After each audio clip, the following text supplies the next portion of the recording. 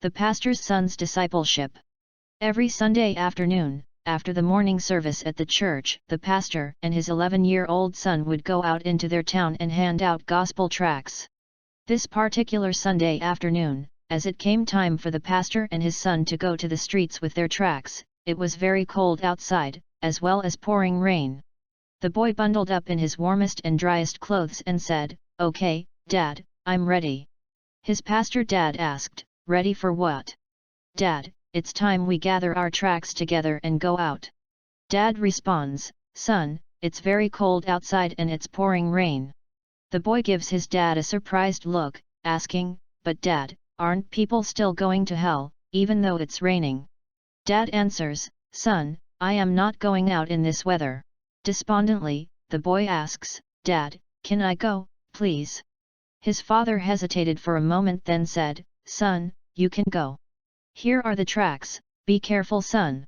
"Thanks, Dad." And with that, he was off and out into the rain. This 11-year-old boy walked the streets of the town, going door to door and handing everybody he met in the street a gospel tract. After 2 hours of walking in the rain, he was soaked, bone-chilled wet and down to his very last tract. He stopped on a corner and looked for someone to hand a tract to, but the streets were totally deserted. Then he turned toward the first home he saw and started up the sidewalk to the front door and rang the doorbell. He rang the bell, but nobody answered. He rang it again and again, but still no one answered. He waited, but still no answer. Finally, this 11-year-old trooper turned to leave, but something stopped him. Again, he turned to the door and rang the bell and knocked loudly on the door with his fist. He waited, something holding him there on the front porch. He rang again, and this time the door slowly opened. Standing in the doorway was a very sad-looking elderly lady. She softly asked, "What can I do for you, son?" With radiant eyes and a smile that lit up her world, this little boy said, "Ma'am, I'm sorry if I disturbed you, but I just want to tell you that Jesus really does love you, and I came to give you my very last gospel tract, which will tell you all about Jesus and his great love." With that, he handed her his last tract and turned to leave. She called to him as he departed, "Thank you, son. And God bless you." Well, the following Sunday morning in church, Pastor Dad was in the pulpit. As the service began, he asked, "Does anybody have testimony or want to say anything?" Slowly, in the back row of the church, an elderly lady stood to her feet. As she began to speak, a look of glorious radiance came on her face. "No one in this church knows me. I've never been here before. You see, before last Sunday I was not a Christian.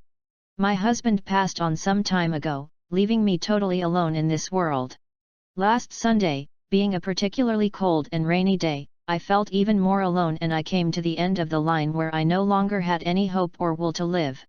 So I took a rope and a chair and ascended the stairway into the attic of my home.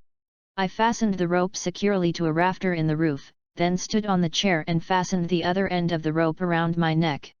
Standing on that chair, so lonely and broken-hearted, I was about to leap off, when suddenly the loud ringing of my doorbell downstairs startled me. I thought, wait a minute, and whoever this is will go away. I waited and waited, but the ringing doorbell seemed to get louder and more insistent, and then the person ringing also started knocking loudly.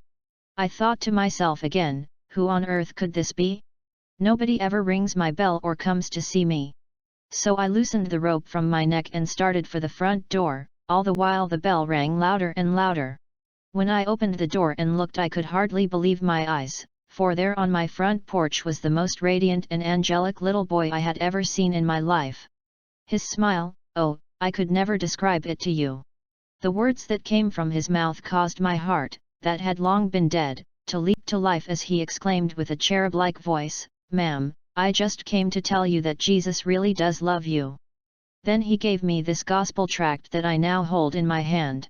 As the little angel disappeared back out into the cold and rain, I closed my door and read slowly every word in this gospel tract. Then I went up to my attic to get my rope and chair. I wouldn't be needing them anymore. You see, I am now a happy child of the King. Since the address of your church was on the back of this gospel tract, I have come here to personally say thank you to God's little angel who came just in the nick of time and by so doing, spared my soul from an eternity in hell. There was not a dry eye in the entire church. And as shouts of praise and honor to the king resounded off the very rafters of the building, Pastor Dad descended from the pulpit to the front pew where God's little angel, God's little disciple was seated. He took his son in his arms and sobbed uncontrollably. Probably no church has had a more glorious moment, and probably this universe has never seen a papa that was more filled with love and honor for his son.